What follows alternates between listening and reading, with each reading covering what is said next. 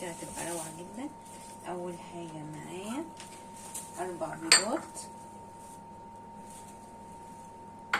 معايا نص كوب كاكاو،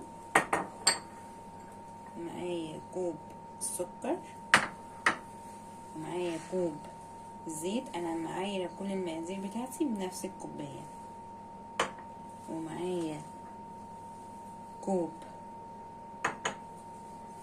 ونص حليب، معايا هنا 3 كوبايات دقيق، ومعايا بيكنج باودر، ومعايا كيس فانيليا. هوريكم الخطوات واحده واحده. تمام. وكمان هنعمل مع بعض صوص الشوكولاته. اول حاجه هعملها هنزل بالزيت،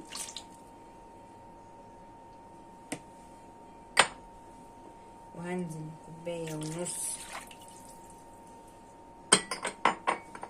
لبن، وهضرب كويس.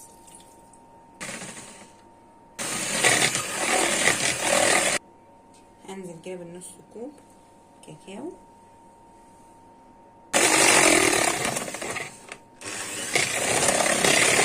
هنزل كده بالسكر،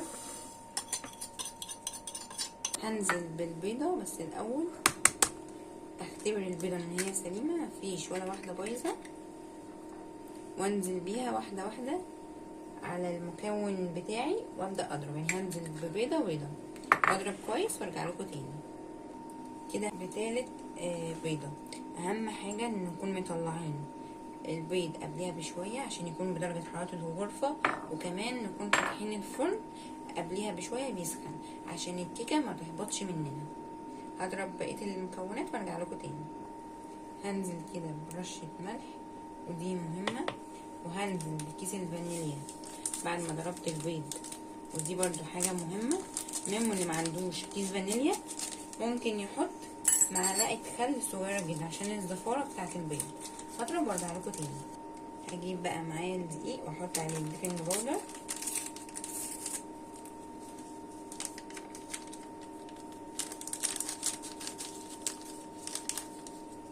واقلبه كده بالراحة، وابدأ ان انا اخد المقادير بتاعتي السايلة كلها. تمام. وابدأ انزل عليها واحدة واحدة بالدقيق واضرب.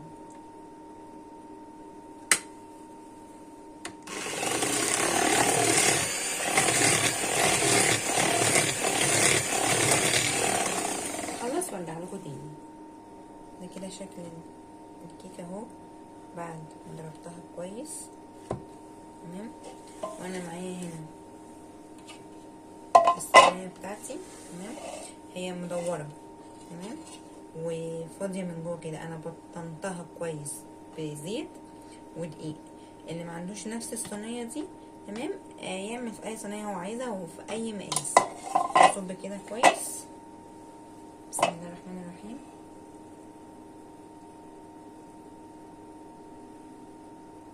انا كده عملت قالب الكبير ده، قالب الصغير هدخلهم في الفرن على درجة حرارة متوسطة 180 على حسب الفرن كل واحد. تمام. وهنعمل مع بعض بقى الصوص اللي هنحط عليها لما تطلع. خليكم معايا بقى عشان نعمل بقية الصوص. يلا بينا نعمل بقى مع بعض الصوص بتاع الكيكة، صوص الشوكولاتة. تمام. ونركز فيه كويس جدا عشان في كذا حد طلبوا مني عندي على القناة. معايا هنا نص كوب حليب اهو، كوب حليب بودرة اي نوع انتي عندك، اي نوع انتي بتفضليه. كيس فانيليا، نص كوباية كاكاو، كوباية قشطة. هي ممكن القشطة بتاعت اللبن او القشطة اللي بتبقى في علب.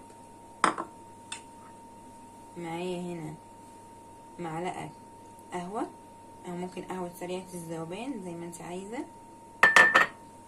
معايا نص كوباية زيت، نص كوباية مية، نص كوباية سكر اهو. النوع السكر اللي انت تفضليه.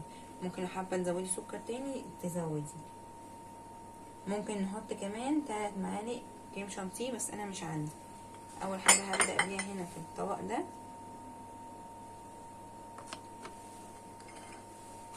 هنزل كده بالزيت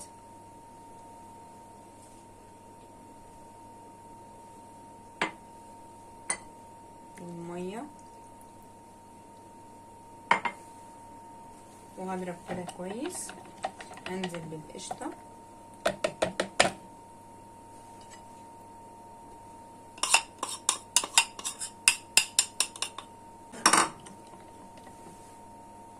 وهنزل هنا كده بالقهوه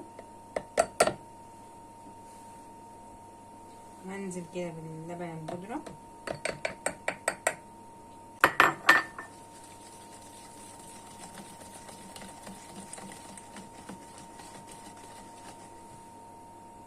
وهنزل بالكاكاو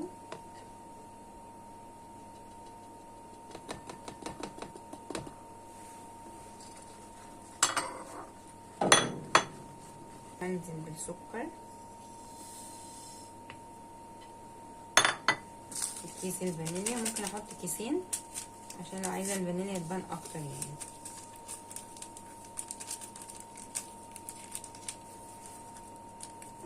وده كده شكل الصوص اهو.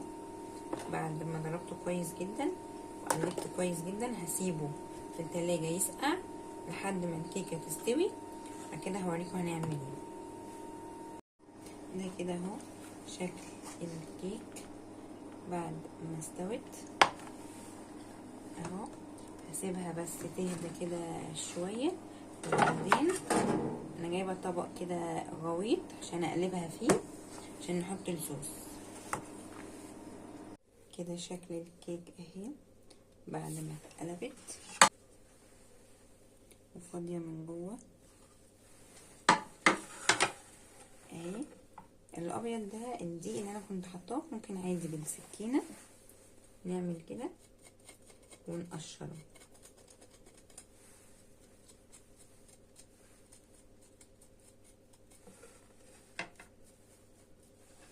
نجيب بقى الصوص اللي كنا حاطينه في التلاجة يجمد شويه يسقع نحطه على الكيك.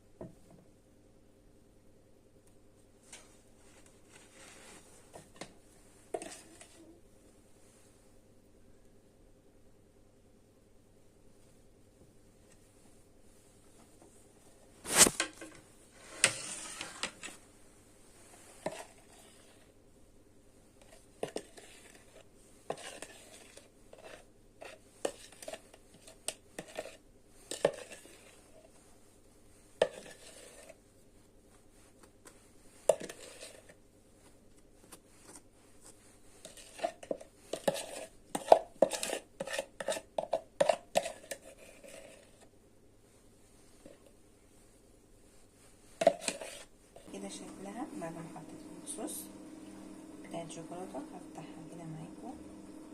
طبعا هتمسك اكتر لو حطيناها في التلاجة تسقع.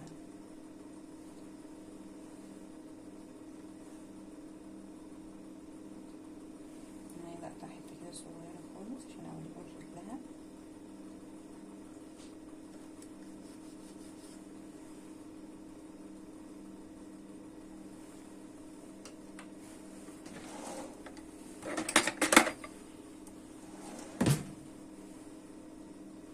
ناخد حتة كده مع الصوص اللي وقع في الطبق ده وناكل.